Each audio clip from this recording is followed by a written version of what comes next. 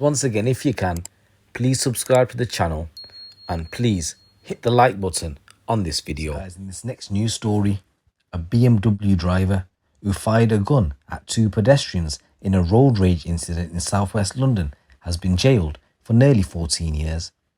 Shocking CCTV footage released by police captured the moment William Solhotra, who's 35, shot at the strangers in broad daylight in Mitcham in London.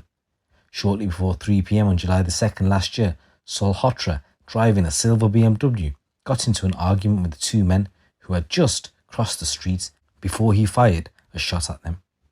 No injuries were reported and all three men left the scene before police arrived. Met police officers were scrambled to the scene where they found shell casing. 4 days later on July the 6th, specialist firearms officers then stopped Solhotra as he was driving his car from the Crawley area back to London. Officers searched the BMW and found the gun inside an Emporio Armani bag, which CCTV captured him wearing just minutes before the incident took place. His phone was also seized, which helped place him at the scene at the time of the shooting. Solhotra from Mitcham was arrested and taken into custody before being charged by police.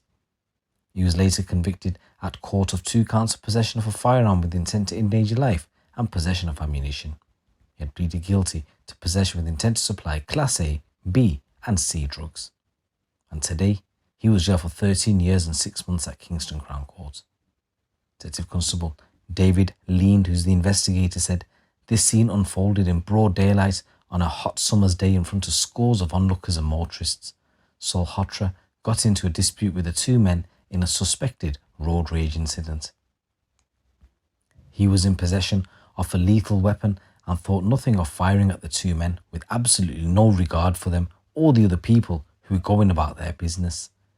Despite extensive searches, multiple hospital checks, those two men have never been identified, and it's sheer luck that no one was injured, or worse, this could have easily been a very different investigation." He said, "I am pleased that the sentence received today reflects the gravity of Solhotra's offence. Anyone else who is concerned in the use of illegal firearms can be assured that they too could find themselves behind bars." In a news story coming from Hullways, and police uncovered a chilling story of exploitation after a County Lines gang used 3 boys to sell drugs in Hull. The 16-year-olds were recruited to sell crack cocaine and heroin and transported numerous times along the M62 between Greater Manchester and Hull. They were coerced with threats of violence and went missing from home for a number of days. Jamie Upton, who's 25, and his second-in-command, Cade Joyson, who's 27, ran the County Lines network along with Upton's partner at the time. And today, Upton and Joyson were jailed for a combined total of more than 15 years. The 16-year-old boys would stay overnight in properties that were dirty, littered with crack and heroin, drug paraphernalia, and frequently visited by people addicted to drugs. The properties were described as crack dens, and they were so bad that Upton refused to stay in them, instead opting for a nearby hotel. On one occasion, Joyson threatened to chop the sister of one of the boys to make him cooperate. Officers from Humberside Police discovered the operation, which supplied Class A drugs from Greater Manchester to Hull in April 2020. A flat in Hull was being used as a place to store and deal crack cocaine and heroin. Officers spotted a drug dealer leaving the property and heading towards an alleyway where he attempted to sell drugs to a plainclothes police officer. Police raided the flat and one of the boys was with Upton flushing drugs down the toilet. Several arrests were made, mobile phones were seized along with £3,000 in cash, and in June 2020, Greater Manchester Police were made aware of concerns surrounding one of the boys who had gone missing from home. Inquiries to locate him led back to Hull and a flat off Marn Street. Humberside officers found the missing boy in the living room asleep on the sofa, surrounded by 5 mobile phones and a small quantity of money. Officers from a child criminal exploitation team based in Tameside became involved. Officers discovered that the partner of one of the men had driven one of the boys to and from Hull on numerous occasions in the knowledge that it was to facilitate drug dealing. When travelling with one of the boys, she messaged Upton to comment on his appearance, saying he stinks, and they both found it amusing.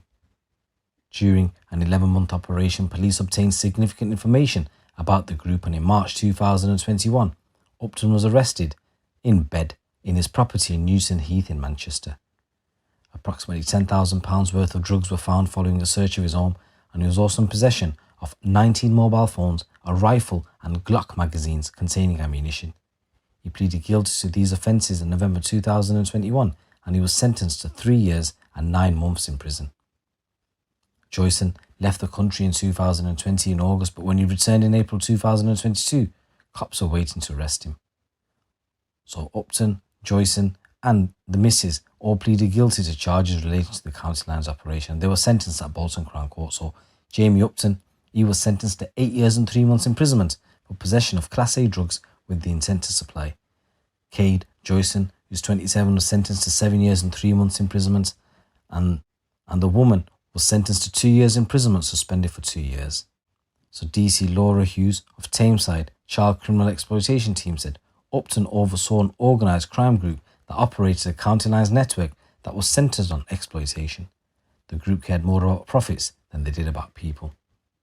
The boys were told they would make good money that they naively thought would be easy. However, the reality is that where we've seen is it's cheap labour, and these drug dealers put them to work selling drugs, and then they move them up and down the motorway to facilitate this. And these children are vulnerable. They're often suffering from physical or mental illnesses. They're in social care. They've either been excluded from school or at the risk of neglect, and this makes them easy target for criminals.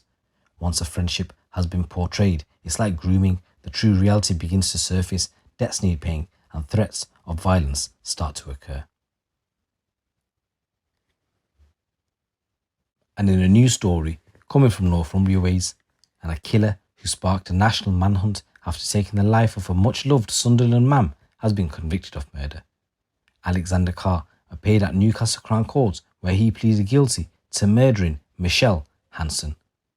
The 33-year-old became the prime suspect in the case after he was the last person to be seen with a mother of 3 at her flat on December the 1st last year. When Michelle's family tragically found her deceased inside her address, they immediately called the police and a murder investigation was launched.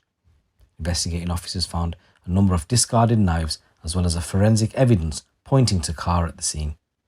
Extensive inquiries were carried out to trace Carr, who was actively evading arrest, and on December the 6th, his image was circulated as part of a wanted appeal, with the public asked for their assistance to help locate him. Following an 18-day manhunt, officers travelled to London with the assistance of the Met Police, followed up on a report of a possible sighting, which led them to a tent pitched on a railway embankment near Upper Holloway train station. When officers swooped into the tent, they found Carr inside the tent in possession of a hunting knife. He was swiftly detained and taken into custody and later charged with Michelle's murder. And today he appeared in court where he pleaded guilty to murdering Michelle, and he's going to be sentenced on June the 16th.